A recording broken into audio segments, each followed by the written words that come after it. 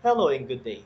Welcome back to our class. This is teacher Onin and our topic for today is representing real-life situations using rational functions for general mathematics.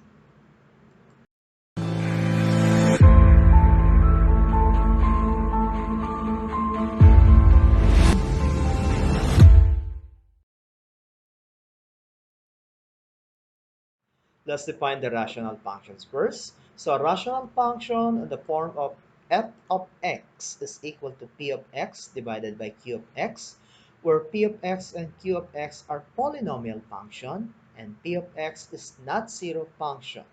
In symbol, we have q of x is not equal to 0. So the domain of f of x is the set of all values where q of x is not equal to 0. To illustrate rational function, let's consider problem number 1. An object is to travel a distance of 10 meters.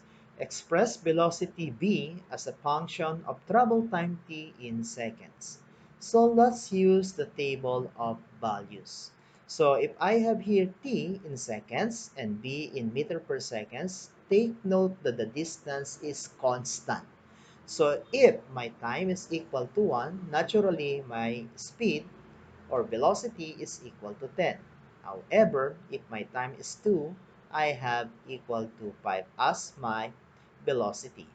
On the other hand, if my velocity is equal to 4, I have, 2.5 because 2.5 times 4 is equal to 10. So if my time is equal to 5, my speed is equal to 2. And similarly, if my time or t is equal to 10, my velocity is equal to 1. So if I'll try to graph this is my graph, this is my, okay, y-axis, and this is x-axis. So notice that, okay, as the value of x increases or reaching to positive infinity, the value of y is approaching 0.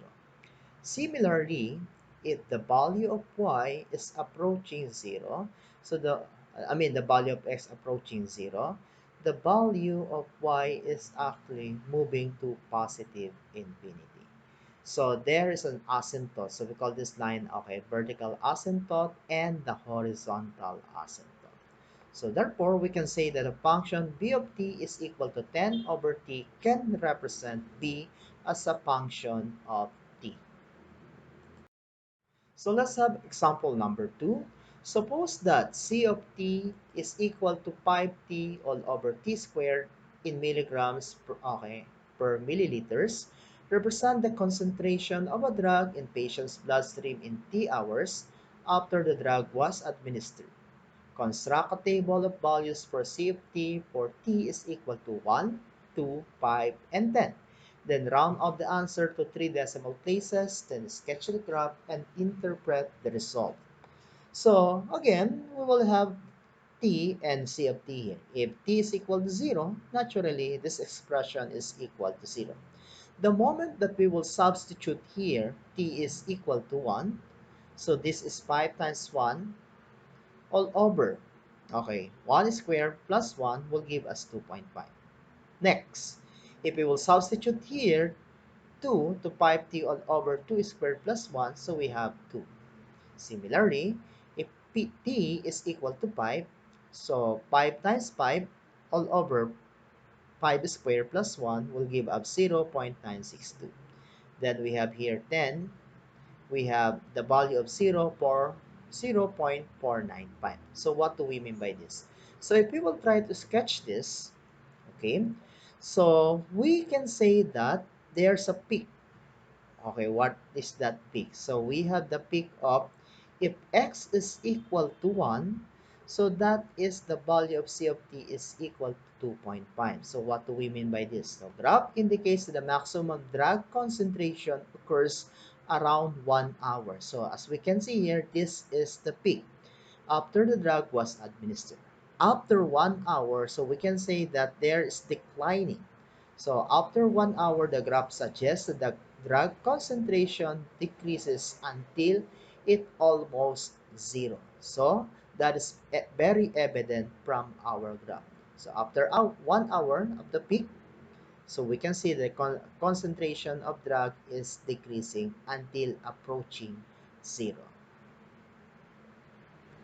So let's move on to problem number 3. So the distance from Manila to Baguio is around 250 kilometers.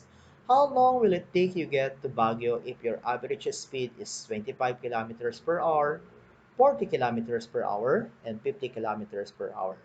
Then construct a function where is the speed of travel that describes the time it takes to drive from Manila to Baguio.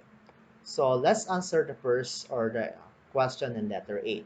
So distance is calculated as the product of speed and time. So we can get the time by dividing the distance by the speed. So what we have is 250 kilometers divided by 25 kilometers per hour. So we can reach the, okay, Baguio in 10 hours.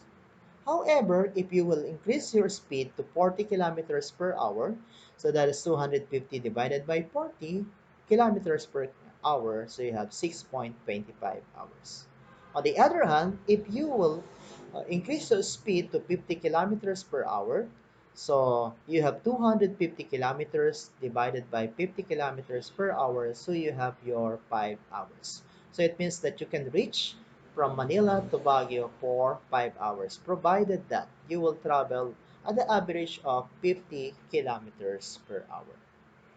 Moving on, if we would like to construct a function where is the speed of travel that describes the time it takes to drive from Manila to Baguio.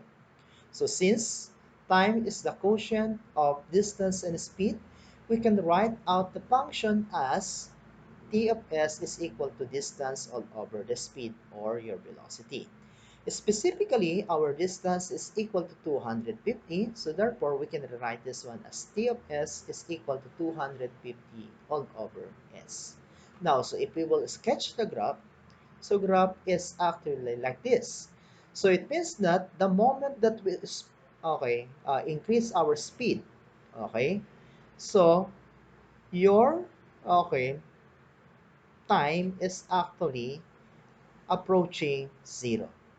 Okay. On the other hand, if you are reducing your speed to approaching to zero, you will reach your destination for infinity, positive infinity. So that ends our discussion on rational function or illustration of rational functions. Again, this is teacher Onin Guzman. Do not forget to subscribe to my channel so that you will be notified about my new videos. Thank you.